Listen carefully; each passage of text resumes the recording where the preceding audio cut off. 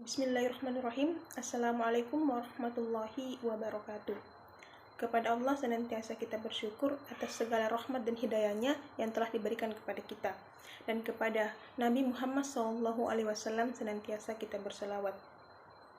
Pertama-tama, perkenalkan nama saya Nurul Husna dengan nomor induk mahasiswa 2002010082 dari kelas PAI 3C.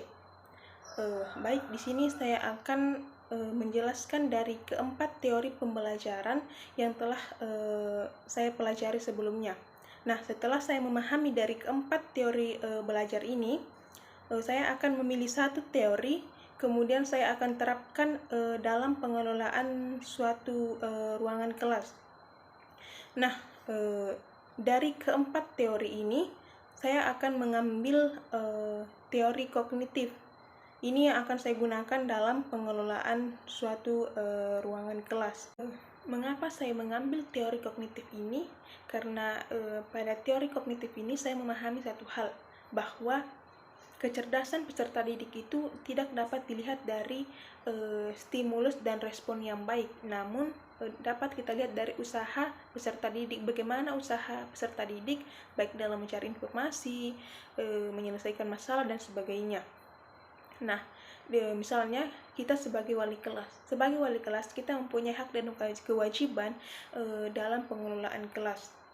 Bagaimana caranya wali kelas ini semaksimal mungkin mengubah kelas tersebut menjadi kelas yang senyaman mungkin agar peserta didik tersebut dapat melakukan pembelajaran dengan baik dan maksimal.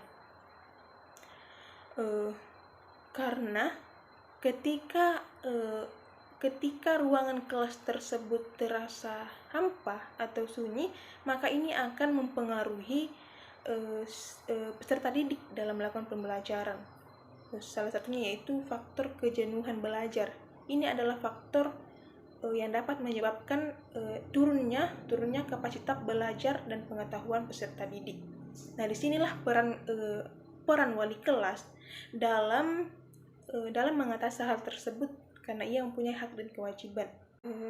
Pendidik atau wali kelas memberikan semangat kepada peserta didik sehingga dapat meningkatkan pengetahuan dalam dirinya. Misalnya wali kelas memasuki ruangan kelas, kemudian menyapa siswanya seperti selamat pagi adik-adik, bagaimana kabarnya hari ini, apakah baik? Alhamdulillah kalau baik.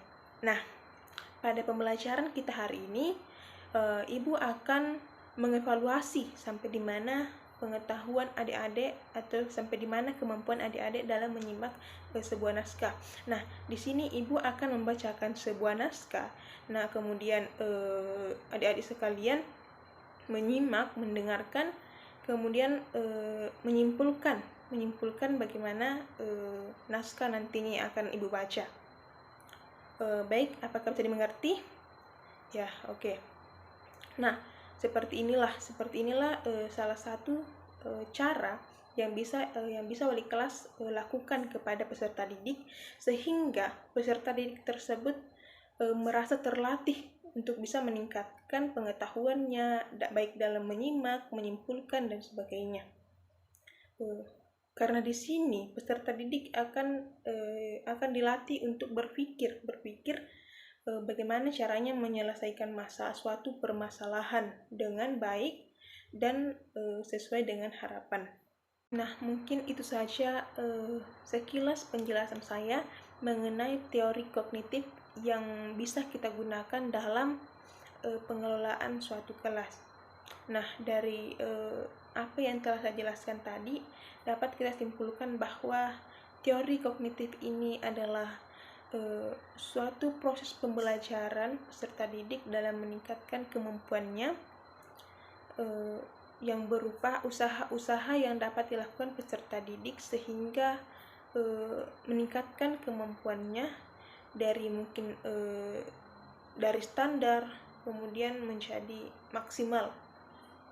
Dan itu merupakan pencapaian yang luar biasa bagi peserta didik maupun bagi pendidik itu sendiri. Nah, Mungkin itu saja yang dapat saya sampaikan. Kurang dan lebihnya mohon dimaafkan. Wabillahi taufiq wa hidayah. Wassalamualaikum warahmatullahi wabarakatuh.